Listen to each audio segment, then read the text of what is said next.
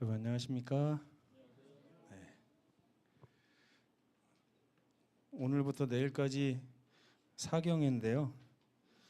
이 사경의 제목을 두 개를 정했다가 어떤 분의 원망을 들었습니다. 벌려놓은 거를 다 마무리하고 그래야 되지 않겠냐. 그래서 계산을 딱딱 해보니까 이거를 금요일 안식일 이렇게 계속 하다 보면 13과까지 마치겠더라고요. 그래서 이것도 일종의 13번에 걸친 사경회가 아닐까 이런 생각을 하고요.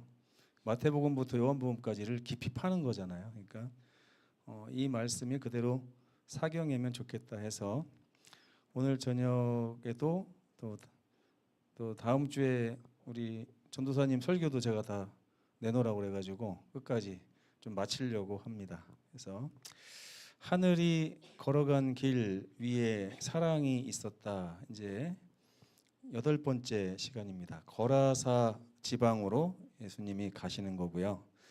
여기에서는 한 사람을 향해 부어지는 하늘의 사랑을 우리가 배울 수 있습니다. 마가복음 5장입니다. 1절, 3절, 19절, 20절 함께 읽겠습니다. 시작. 그들이 바다 건너편 거라사인의 지방에 이르러 예수께서 배에서 나오심에 곧 더러운 귀신 들린 사람이 무덤 사이에서 나와 예수를 만나다. 예수께서 이르시되 집으로 돌아가 주께서 내게 어떻게 큰 일을 행하사 너를 불쌍히 여기신 것을 내 가족에게 알리라 하시니 그가 가서 데가볼리에 전파하니 모든 사람이 놀랍게 여기더라. 지난주에 우리는 갈릴리 호수를 건너왔습니다. 예수님과 함께. 그렇죠? 근데 갈릴리 호수로 들어가기 전에 예수께서 뭐라고 말씀하셨냐면 우리가 저편으로 건너가자라고 말씀을 하셨어요. 동쪽에서 서쪽으로 갔을까요? 서쪽에서 동쪽으로 갔을까요? 아니면 북쪽에서 남쪽으로 갔을까요?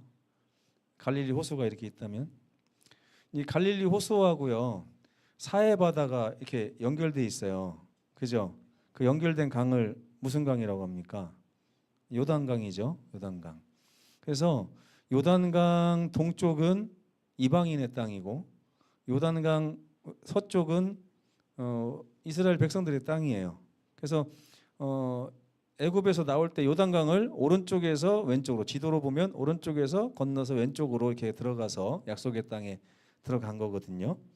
근데 그 맨 위쪽에 갈릴리 호수가 있는데 그 호수에 예수께서 가버나움을 기점으로 해가지고 여러 곳을 선교를 다니시는데 아마 가버나움에서 출발하신 것 같아요. 그래서 약간 북서쪽인데 거기서 출발해서 동쪽으로 이렇게 이동을 하는 그런 경로였던 것 같습니다.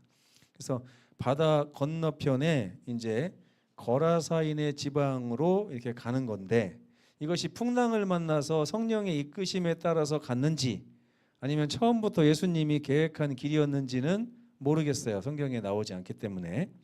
그런데 거기 이르렀을 때 거기서 더러운 귀신 들린 사람을 만나게 됩니다. 근데 귀신 들린 사람이 예수님을 알아보고 먼저 막 달려왔어요. 예수님께. 달려와가지고 뭐라고 하냐면 이 성경을 마가복음 읽어보면 예수여 하나님의 아들이여 당신이 우리와 무슨 상관이 있나이까? 그러면서 말을 해요. 귀신 들린 사람의 말인데 이게 귀신의 말일까요? 그 사람의 말일까요? 분명히 뭐라고 했냐면 우리라고 그랬어요. 우리라는 얘기는 뭐예요? 그 사람은 아니란 얘기죠. 그죠? 예수께서 너희들 거기서 나와라 라고 이미 말씀하셨다고 성경은 기록해 놨습니다. 그 사람이 원하기도 전에 원할 수가 없죠. 귀신 들린 사람은 자기 자신의 삶에 대해서 아무런 그게 없으니까 예수께서 풍랑을 만나시고 거라사 지방에 딱 발을 내딛기도 전에 그 귀신 들린 사람의 그 귀신들에게 너희가 그 사람에게서 나오라 이렇게 말했기 때문에 그 귀신들이 예수님께 나와가지고 우리가 당신하고 무슨 상관이 있는데 나가라 말아 하냐 이렇게 한 겁니다.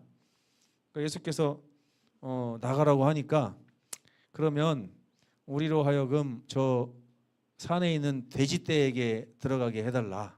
그래서 예수께서 허락을 하십니다.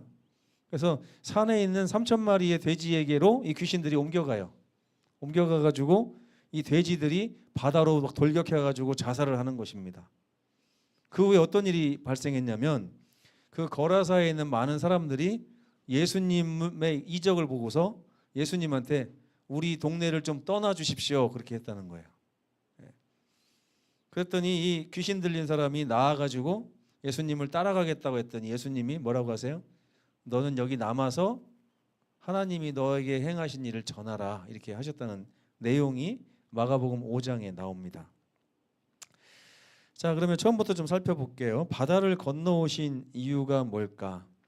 가버나움을 중심으로 갈릴리를 뺑 둘러가면서 이제 사역을 하시는데 배 타는 게 가장 빠르다고 제가 말씀드렸죠.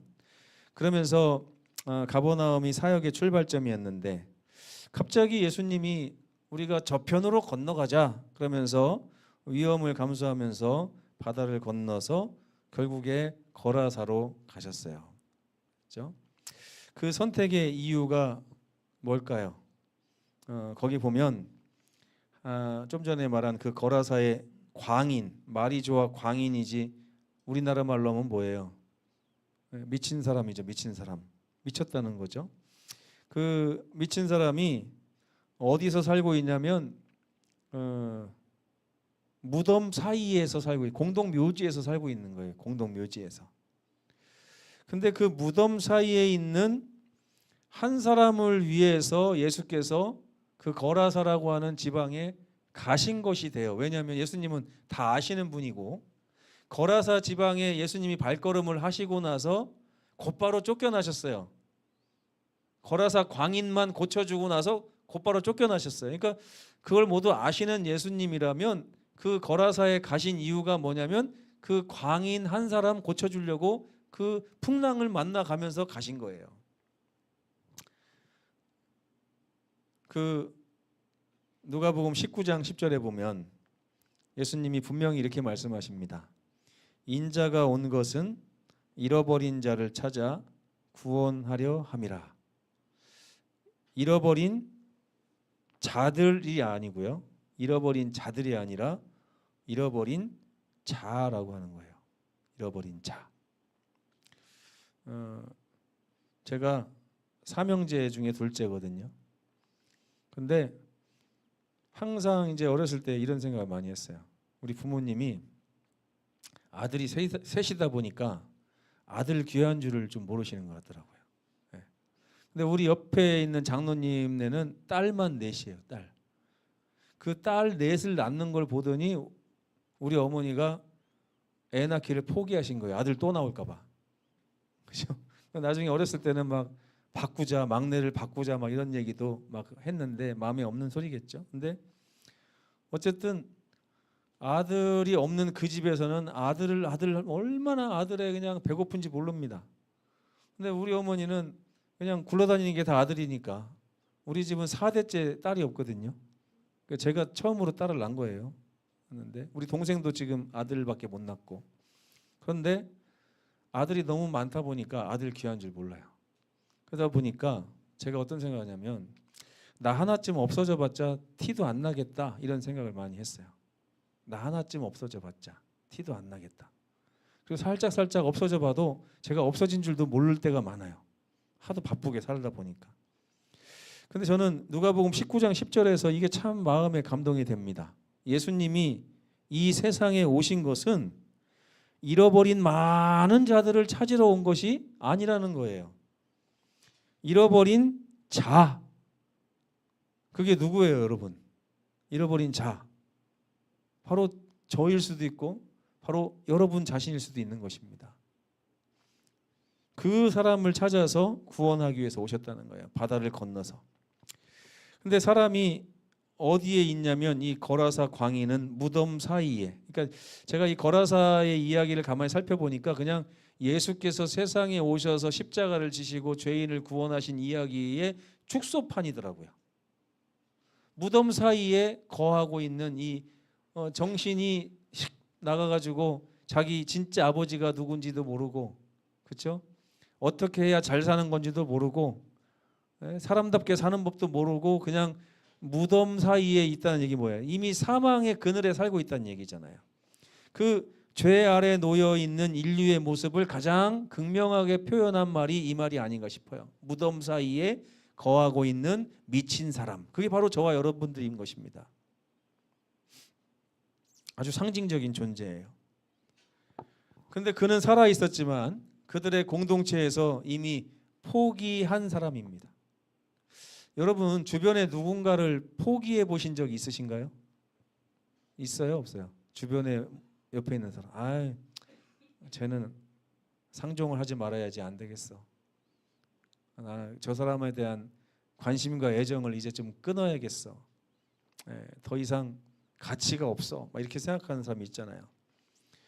근데 그가 그런 사람이었어요. 공동체에서 이미 포기된 사람. 이게 좀 영역을 넓히면 온 우주에 하나님이 창조하신 수많은 별들이 있는데 그 별들에 범죄하지 않은 사람들 틈에서 봤을 때 이 지구는 범죄하고 이제 쓸모없어진 그런 사람들의 별이라는 거죠.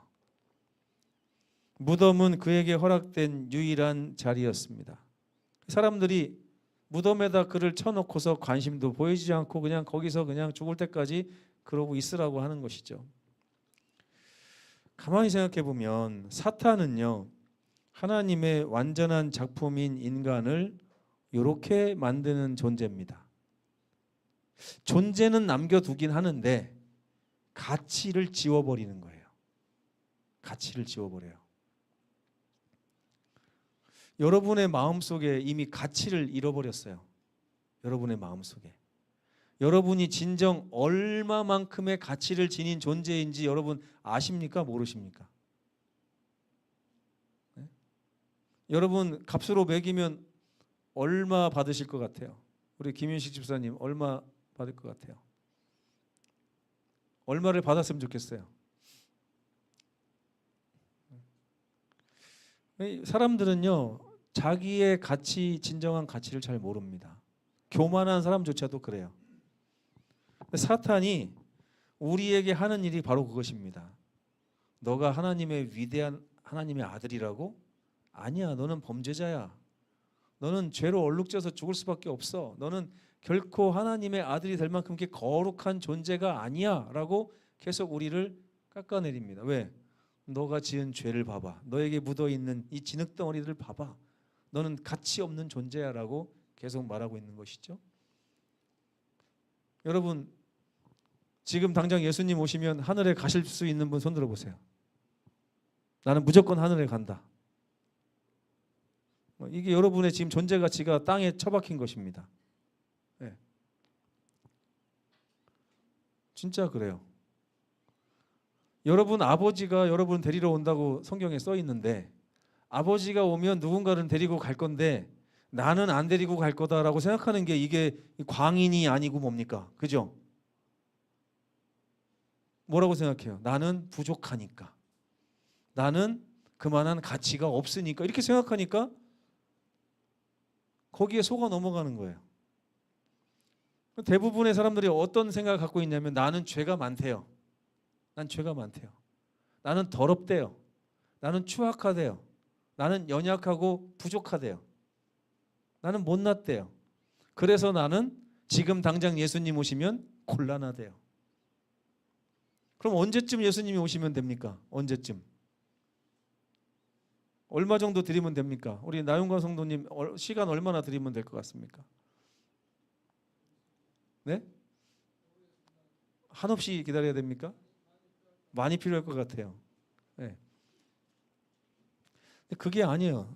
성경은 절대 그렇게 얘기하지 않습니다. 고린도전서 15장 55절에 보면 사망아 너가 이기는 것이 어디 있느냐? 우리 하나님이 계신데 이렇게 말하고 있습니다. 그 무덤 사이에서 존재하고 있는 이 미친 거라사 광인을 예수께서 찾아오십니다. 찾아오셨는데 그 광인이 예수님을 부른 적이 있어요? 없어요? 없어요. 광인은 예수님을 부를 처지가 못 되고 상태도 그렇지 않습니다. 그런데 예수께서 지금 성경을 가만히 보면 배를 타고 풍랑을 잔잔케 하신 후에 거라사에 딱 닿으면서 벌써 텔레파시를 보냅니다. 누구에게? 거라사 광인을 사로잡고 있는 악한 영들에게 메시지를 보냅니다. 너희 그 사람에게서 당장 나와라. 그 사람은 하나님의 거룩한 아들이다라고 말을 하신 거예요. 그러니까 그 귀신들이 그 사람을 끌고 예수님께 나온 거예요. 그래가지고 마치 그 사람이 얘기하는 것처럼 자기들의 얘기를 하면서 우리 예수님 필요 없으니까 가십시오 이렇게 한 거예요. 그러니까 예수님이 뭐라고 하냐면 너의 이름이 무엇이냐 이렇게 물어봤어요. 그랬더니 그 사람이 뭐라고 그래요? 우리의 이름은 군대입니다. 군대. 왜요? 우리는 숫자가 아주 많습니다. 당신하고 싸워볼 만합니다. 뭐 이렇게 하는 것 같아요. 그러니까 한 군대가, 여러분 여기서 아주 귀중한 진리가 있어요. 여러분이 우리 하나님을 의지하지 않으면 여러분에게 달라붙는 이 악한 영들이 군대래요. 군대. 그래서 예수께서 그 죄로 말미암아 광인이 된 그 사람에게 와서 그 사람과 지금 따지고 대화하는 장면이 없어요. 성경에는.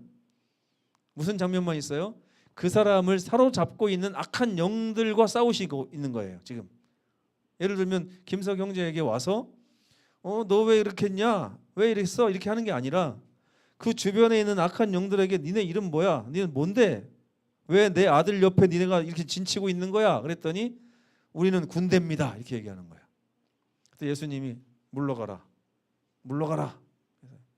그러니까 예수님의 명령을 안 들을 수가 없으니까 그러면 우리 소원이 있습니다. 저쪽에 돼지떼에게 우리가 들어가게 해주십시오. 그 거라사 지방은 이방인의 땅이에요. 그 이스라엘 지방이 아니고 이방인의 땅입니다. 거기를 데가볼리라고 그래요. 데가는 10이란 뜻이고요. 볼리는 폴리스 해가지고 도시란 뜻입니다. 헬라어로. 그래서 10개의 큰 대도시가 모여있는 그 지방, 그 나라를 데가볼리 지방이라고 하는 거예요. 그 지방에서 가장 큰 도시 중에 하나가 거라사예요. 근데 거기서 이방인들이 가장 좋아하는 목축이 뭐였냐? 이스라엘 사람들은 양을 쳤잖아요. 그러니까 이스라엘 지방에는 돼지를 목양하는 사람은 없어요. 하나님이 금하셨기 때문에. 그러니까 그 지방은 이방 민족이 판을 치는 데이기 때문에 돼지 목축이 아주 성행하고 돼지를 쳐야만 돈을 버는 지방인데 갑자기 3,000명의 귀신들이 3,000마리의 돼지에게 들어가서 돼지 3,000마리가 몰살당했다고 하는 그런 소문이 데가볼리 지역에 쫙 퍼진 거예요. 그러면 그 사람들이 우리를 구원하기 위해서 예수께서 오셨대라고 반길까요? 아니면 예수님을 못 오게 할까요? 못 오게 하는 거예요. 뻔하죠. 근데 예수님께서 여기서 그 귀신들의 소원을 들어주십니다. 예수님은 마치 손해를 감수하고서라도 이 사람을 건져내고 싶어하는 마음이 나타나고 있는 거예요. 예수님은 그를 붙들고 있던 죄와 사망의 권세를 정확히 바라보시고 이 죄인을 정죄하는 대신에 죄인을 붙들고 있는 세력과 맞서 싸우십니다. 이걸 성경은 요한이 이렇게 기록해요. 요한일서 3장 8절 한번 읽어보겠습니다. 시작. 하나님의 아들이 나타나신 것은 마귀의 일을 멸하려 하심이지 우리를 멸하려 하심이 아니다. 하나님은 잃어버린 우리를 구원하시고 악한 마귀의 일을 멸하기 위해서 오셨다는 거예요. 우리 하나님이 그런 분이라는 것입니다. 가만히 보면요, 이 거라사에서 예수님은 아주 많은 손실을 감수하셨습니다. 거기에 이 거라사 광인 외에 얼마나 많은 사람들이 있어요. 그렇죠? 근데 그 귀신들이 돼지떼에 들어가게 되면 그 돼지가 자살하고 그 손해 때문에 예수님의 사역이 막힐 것을 뻔히 다 내다보시는 분이 예수님이셨어요. 근데 예수님은 거라사의 그 연약한 사람 한 사람을 구원하기 위해서 그 악한 영들의 요구를 들어주시는 것입니다. 다르게 말하면요, 그곳에서 하실 수 있는 수많은 일들을 그 한 사람의 구원을 위해서 바꾸신 거예요. 이게 저는 정말 감동적입니다. 성경을 보면 그러한 예들이 몇 개 나옵니다. 저는 노아가 120년 동안 죽어라고 전도를 해가지고 자기하고 자기 가족 7명 구원한 것이 야, 이거 굉장히 좀 가성비가 떨어진다 이런 생각을 했거든요.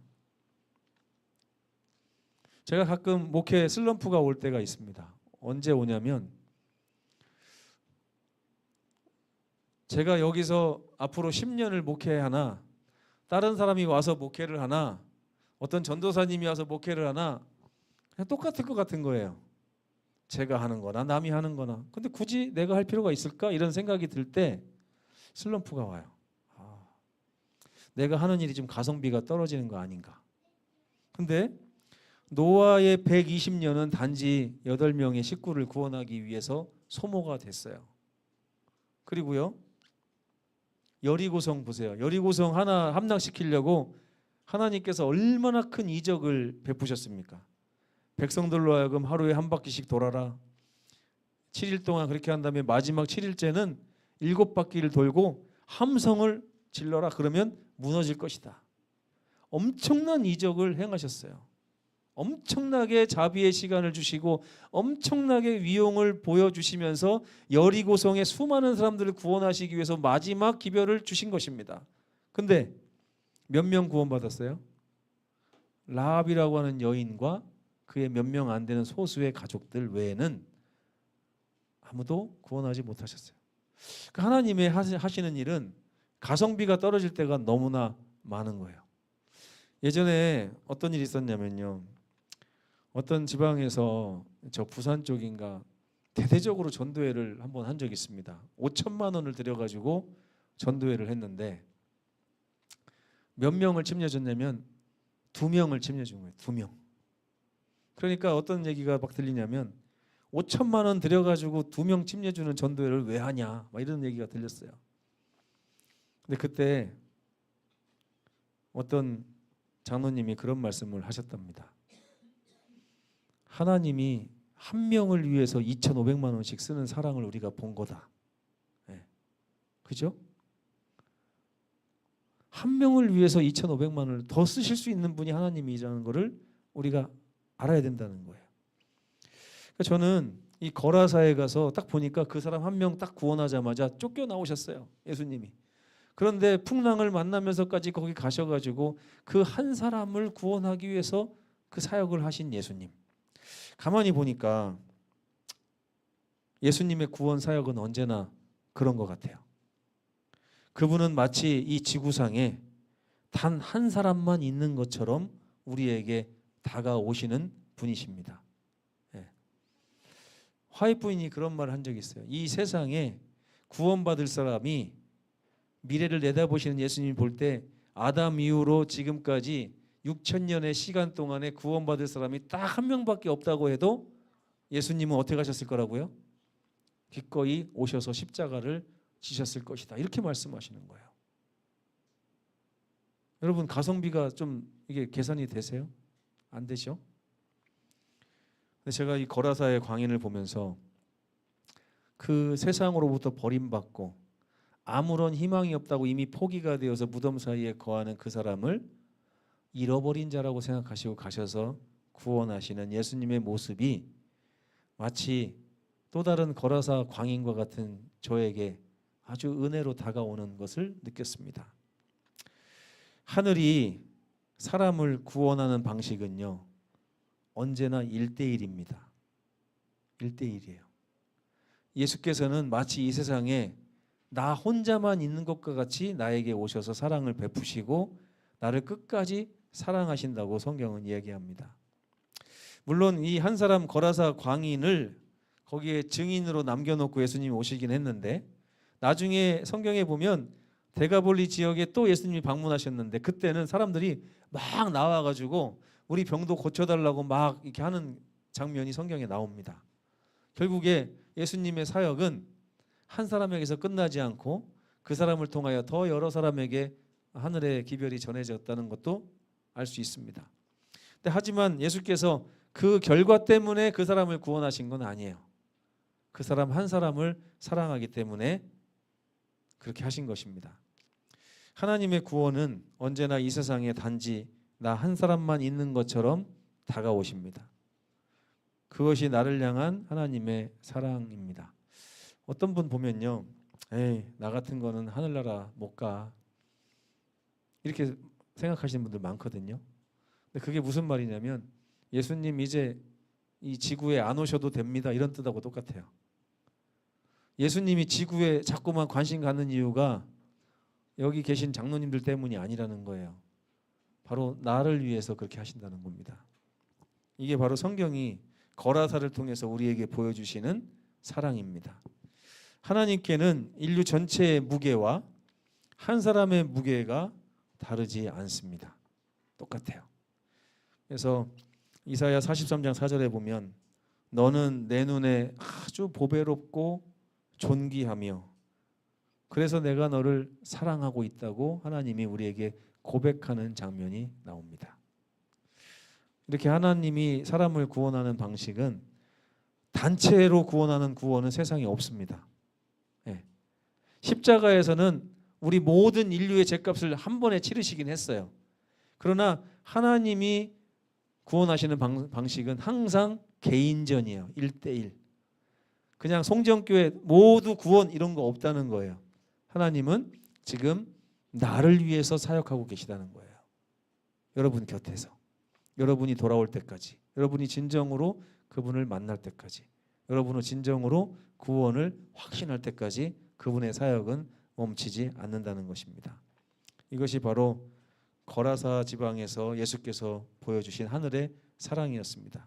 한 사람을 향해서 집중적으로 부어지는 구원의 사랑이 오늘 저와 여러분의 삶에도 여전히 계십니다. 볼지어다 내가 세상 끝날까지 너희와 항상 함께 있으리라고 말씀하신 그 약속이 오늘 저와 여러분에게 여전히 있습니다. 만약에 내가 하나님의 구원을 거절하는 순간 예수님은 이 세상과 관련이 없는 분이 되는 것입니다. 그렇게 주님의 사랑에게 다가가는 우리 모든 성도들 되시기를 바라면서 오늘 말씀을 마치겠습니다. 기도하겠습니다.